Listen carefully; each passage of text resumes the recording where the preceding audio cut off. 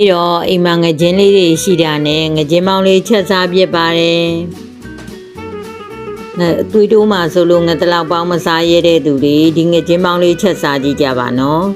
ကျက်သွန်နီနိုင်နိုင်ခရမ်းကျင်သီးနိုင်နိုင်နေနဲ့ရချက်ထားလို့ရတာရှိလာတဲ့ဒီငကြင်းပေါင်းလေးကငတလောက်ပေါင်းလို့ပဲရတာရှိလာပါတယ်ပထမဆုံးငကြင်းလေးကိုအတုံးလေးတွေတုံးပြီးတော့ရေစင်အောင်ဆေးရပါမယ်ပြီးရင်စနွင်းထည့်ပါမယ်စားထည့်ပါမယ်ချိုးမုံစားတို့ငါးမုံထည့်ပါတယ်ငန်းပြာရည်ထည့်ပါတယ်ရှာလကာရည်ထည့်ပါတယ်တကြားထည့်ပါတယ်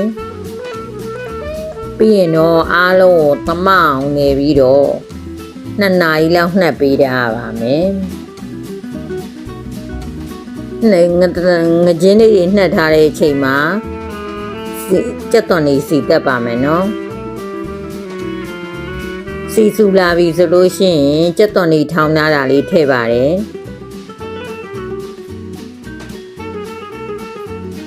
ကြက်သွန်ဖြူနဲ့ဂျင်းထောင်းထားတာလေးထည့်ပါတယ်အနှစ်များများလိုချင်တာမို့လို့ကြက်သွန်လေးလည်းအများကြီးသုံးထားပါတယ်နော်ပြီးရင်ငရုတ်သီးရောင်တင်မုတ်ထည့်ပါတယ်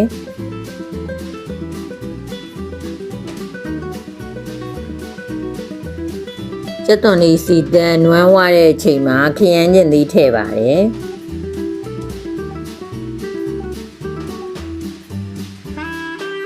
ခရမ်းကျင်သီးအနှစ်ကိုစီတက်မှလည်းထည့်ပါတယ်အိုးပြင်တာမှလည်းထည့်ပါတယ်နော်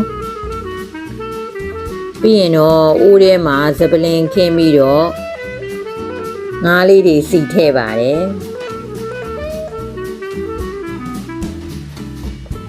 ပြီးရင်တော့ငါးနယ်ထားတဲ့အရည်တွေထည့်လိုက်ပါတယ်ကြက်သွန်နီဥကြီးတွေထည့်ပါတယ်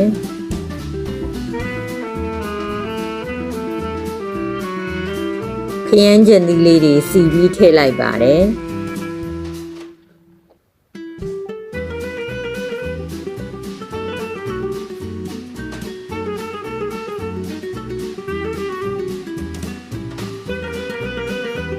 ခုဆိုရင်စီတက်ထားတာလည်းရနေပြီမို့အိုးထဲကိုစီတက်ထားတာလေးတွေလောင်းပြီးတော့ထည့်လိုက်ပါတယ်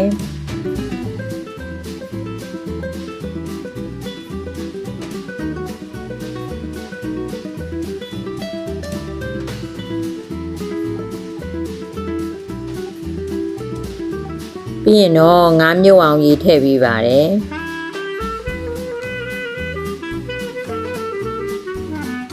ဥဆိုငကြင်းပေါင်းစချန်နေပါပြီနော်နန့်လေးတွေလည်းမှုေးပြီးတော့ကြည်ရနဲ့စားကျင်စပွဲလေးဖြစ်နေပါတယ်